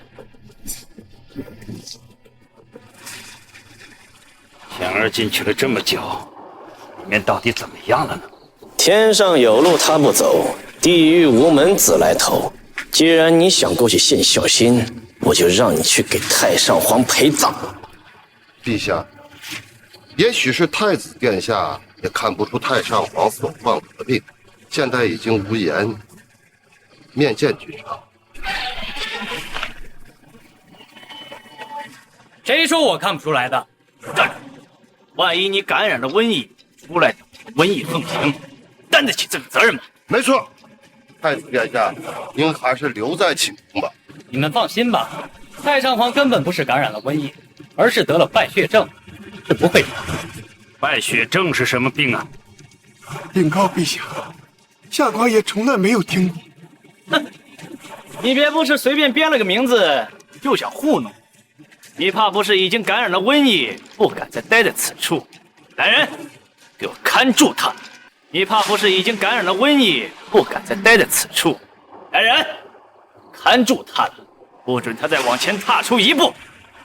莲儿，你感觉怎么样？父皇放心，我没事，而且太上皇根本不是感染了瘟疫，不会传染的。太子殿下，口说无凭，在太医没有下定论之前，恐怕您得委屈一下。贤儿，那你说太上皇究竟是怎么回事？回复，这病非常好治，只需要想办法退了高热，太上皇很快就能转危为安。马后炮一个，刚才温太医已经说了，得先退其热。只是太医院已经试了无数的办法，都无药可解，又有什么办法？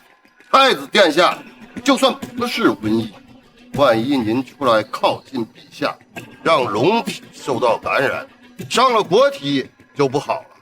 还是劳烦太子殿下回寝宫内陪太上皇尽最后的孝心吧。没错，这段时间朝中各种大小事宜，我都会替你处理好的，你就放心吧，我的好哥哥。哼，说的，你怕是想要越俎代庖，趁机占了太子之位吧？总之，太子说不定已感时宜，定是不能让你轻易离开这里，危害大唐。不过太子殿下放心，等到太上皇薨逝以后，我们会让太医院仔细检查，确定无事后，定会放你出去。李承前，你就在这关到下辈子。本来扳倒东宫还需要耗费一番力气，没想到你自己找死，可就怪不得我了。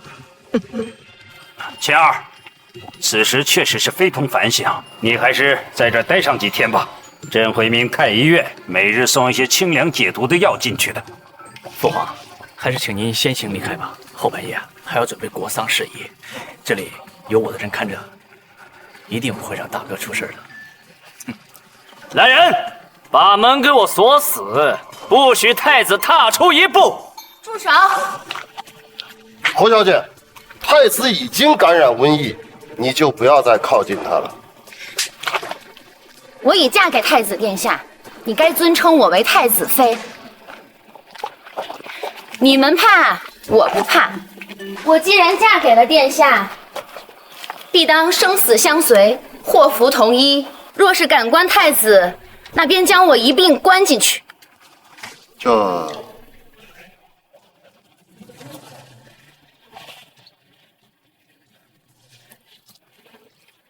父皇，现在发国丧，未免太早了吧？太上皇的病，我能治。你真的能治？不错，但是我还需要一味药，需要去寻。只要你能救太上皇，哪怕是天上的星，海底的月，朕也会派人给你找来。那倒不用，我只需要一个寡妇。寡妇？对，只需要找到一个守寡了20年的寡妇，我便能让太上皇痊愈。滑天下之大稽，宫中太医都无能为力，你随便找一个寡妇就能治病吗？陛下，此事荒唐至极，万不可叫太子如此胡闹吧。陛下，宫中太医已无计可施，不妨就试试太子的法子。也罢，只要你能治好太上皇，你要什么，朕全都给你。陛下，若是让民间知道我们让一个寡妇出入太上皇寝宫，恐对太上皇名告不利呀！陛下，父皇，寡妇治病闻所未闻呐！就算真的是病急乱投医，那也不能寄希望医院个寡妇啊！陛下，若是让民间知道我们让一个寡妇出入太上皇寝宫，恐对太上皇名告不利呀！陛下，父皇，寡妇治病闻所未闻呐！就算真的是病急乱投医，那也不能寄希望医院个寡妇啊！贤儿，他们说的言之有理，朕不能冒这么大的风险。若是你能说出寡妇治病的依据，朕这就帮你去找。父皇，太上皇是因为感染引起的高热，需要对症下药。普通的退热药无用，之所以要找寡妇，是因为要收集他床头落的一层老灰，此物对感染十分有效。太上皇服用后，必能退热。胡说八道！我可从来就没听说过什么寡妇床头灰能治病。脸就这么一张，魏王，你还是省着点救吧。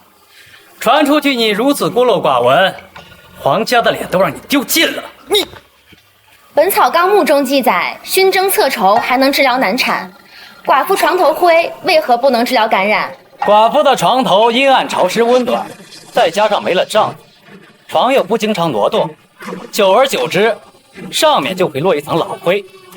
丈夫去世的时间越长，这层老灰的粘土就越久，效果就越好。陛下，太上皇若是熬不过今晚，怕是不行了。若是太子所说此物真的有效，可以一试。你立刻去找寡妇床头灰，救治太上皇。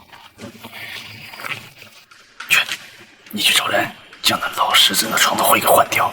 要是太上皇出了什么差错啊，他这个太子也别想当了。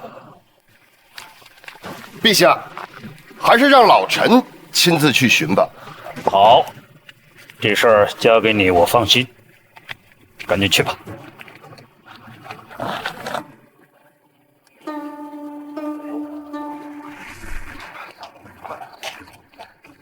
启禀陛下，寡妇我带来了。拜见陛下。起来吧。你丈夫死了多久了？回禀陛下，今年已经去世23年了，民妇一直没有改嫁，守着夫家。好，好，好，这样效果可能会更好。来，快给太子送过去。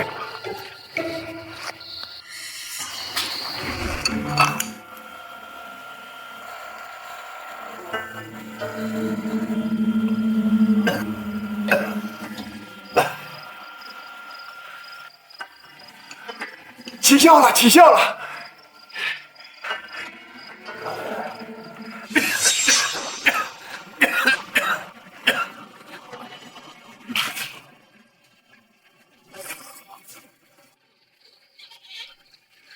不好了，陛下，太上皇吐血身亡了！什么？陛下，太子心存不轨，意图谋害太上皇，其罪当诛啊！陛下。我看那什么床头灰就是他胡编出来的，为的就是对太上皇不利。孽障，还不给我滚出来！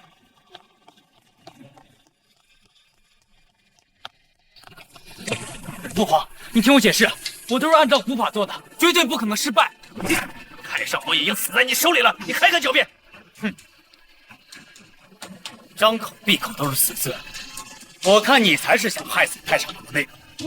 你胡说什么？我想尽办法救人，你们倒一张嘴就是风凉话，是巴不得太上皇在我手里出什么差错。陛下，他还侮辱朝廷重臣，加入天牢，择日问斩。好一个落井下石啊！魏王怕是早就准备好了说辞，想把我这太子之位拉下马了吧？李承乾，你死太上皇，证据确凿，不该杀吗？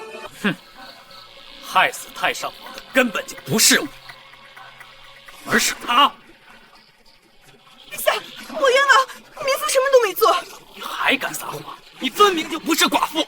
太子殿下，民妇的丈夫的确死了20多年了，乡亲邻居都知道，不信的话一查便知。没错，这寡妇可是我亲自找来的，怎么可能有假？哦，他们也知道你夜夜思回京城。你怎么知道？太子殿下怎能随意容人清白？当着圣上的面，你还敢撒谎？父皇，他背地里偷人，往京城晃悠，怕人知道就得开窗通风，这灰尘自然会有。是他们拿了假药，才导致太上皇的病情加重。放肆！谁给你的胆子敢欺君妄造？陛下饶命啊！是徐大人，是徐大人，徐大人让我伪装贞洁寡妇，说事后给我黄金100两，我才敢来的。陛下饶命！陛下饶命！胡说八道！陛下，微臣也是被他给骗，本以为她是个贞洁烈妇，为王夫守身如玉。是吗？难道许大人不是早就知道她不是个真寡妇，才故意把她带到宫中的吗？你胡说什么？此人性格奸诈，我也是被他给骗过去的。许大人出宫时，我可是派人一直跟着你。你和这个寡妇说了什么话？要不要我派人来一一和你对质？我早知道你不满父皇立我为太子，暗地里屡次针对于我，可我没想到啊，你为了推我下台，竟敢谋害太上皇！陛下饶命！陛下饶命！微臣也只是一时鬼迷心窍啊！好一个朝廷重臣国家栋梁，为了陷害太子，竟然拿太上皇的命做筹码！该死！来人，把他给我押入大牢，秋后问斩！陛下饶命！陛下饶命啊！陛下，太子既然早知道此事，还给太上皇喂假药，害得太上皇吐血惨死，其心可诛。不错，为了扳倒许敬宗，竟然不顾太上皇的安危。陛下，太子犯下此等大错，死罪可免，活罪难逃。谁说太上皇去世？刚才分明是他说的太上皇吐血身亡了，难道还有假不成？嘉儿，这究竟是怎么回事？刚才只是太子让我帮忙演的一出戏罢了。演戏？不错，我看许敬宗请旨，亲自去找那寡妇床头柜，便一心他会利用此事陷害于我，干脆就派安卫跟踪了他。果然不出我所料，安卫先行一步回来，从后院通知了我，所以我就将计就计，设下了这个陷阱。那太上皇怎么样了？相公在得知太上皇病重，便让我去寻找了寡妇床头灰，先前便让太上皇服下了。陛下，容我见效神速，太上皇已经退热，再送服太医院开的方子，仔细调理，建议10日，必定恢复。好，不过钱儿，你是怎么知道太上皇所犯何症，并早早的备下了药呢？难道我要跟他说这是从史书里看到的不成？儿臣也是听太监叔说太上皇的病症，觉得有些像败血症，这才先备下了药，以备不时之需。你没有给朕说实话呀？这老狐狸还真是心思缜密，稍一不慎就会彻底暴露。不过没关系，钱儿颖悟绝伦，定能保我大唐100年安康，把皇位传给你，朕放心。父皇万岁，必能庇护大唐国祚，万年绵长。你就会说吉利话，走，陪朕去看看太上皇。李承乾，我看你能得以及时，突厥可以接到我的密信，这会儿只怕离大唐不足100里。报！